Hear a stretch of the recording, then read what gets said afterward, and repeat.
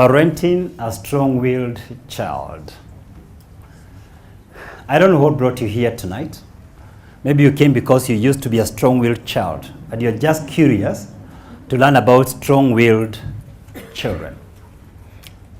Maybe you came because despite following every written script, human and divine, you finally found out that your son, who happens to be a piano player in church, is addicted to pornography, is addicted to hypersexual activity, and now you feel every safe haven you had is already busted. Maybe you're here tonight even on a more emotive situation.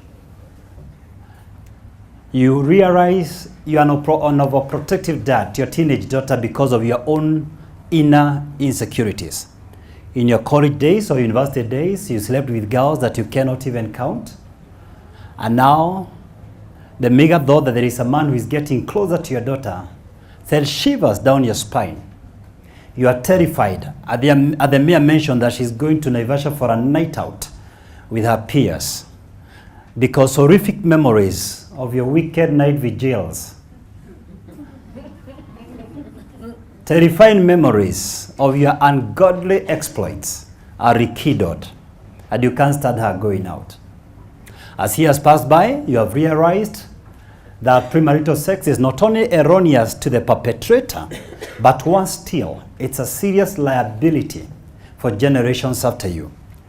You recognize that you're the father she's supposed to look up to, but at the same time, you cannot give what you do not have. And you cannot relate your youth, so you're in a stalemate. Of course, you could be here tonight because you have a teenage girl who takes you bananas. Among other things, she has tattooed her body like a tree trunk, pierced herself all over like a bullet-ridden wall. She wears torn pants that are shorter than description, and she leaves her top open-ended to the extent of exposing very beautiful physique, gradua, geographic features that make every passing head to spin, and especially the ogling type.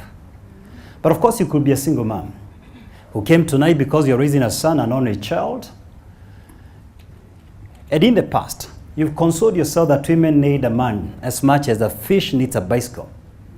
But the hands of time and ground reality is now humbling your feminine chauvinism. Or you simply are here tonight because while you've raised your child the best way you know how, no mean charges, you just want to add your notes and scope matters parenting for the sake of seminars or counseling sessions that you conduct.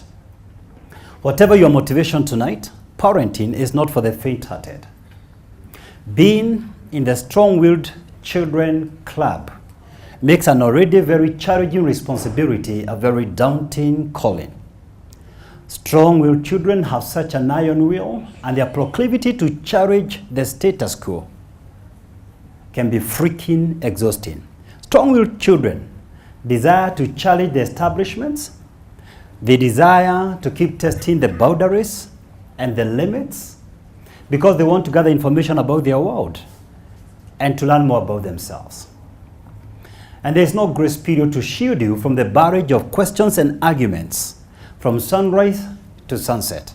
Even before your waking emotions settle, your 10-year-old boy already has launched a 10-minute dissertation on why he should wear the same shirt and pair of shorts to school for the third day in a row again. At whatever parenting stage you're in, your strong-willed child, the intense struggles you have had with him or her has sucked the life out of you. The ability of a strong-willed child to draw the maelstrom emotions and behaviors out of your life has made you to take a closer look at yourself. You've pondered over and over again wondering, where did I go wrong?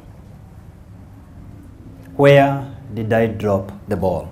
You've read stacks of books, attended various seminars, tried different parenting approaches, including spanking the child to see whether you could drive the sense into his seemingly stalwart brain, but nothing doing. You finally pointed an accusing finger on your spouse, jokingly, for passing on the stubborn gene to that child. But your struggles with your strong-willed child has finally made you know the doors of the church and remember the power of prayer. It has also harbored you now to stop blaming other parents that you regarded weak. They were unable to raise children well.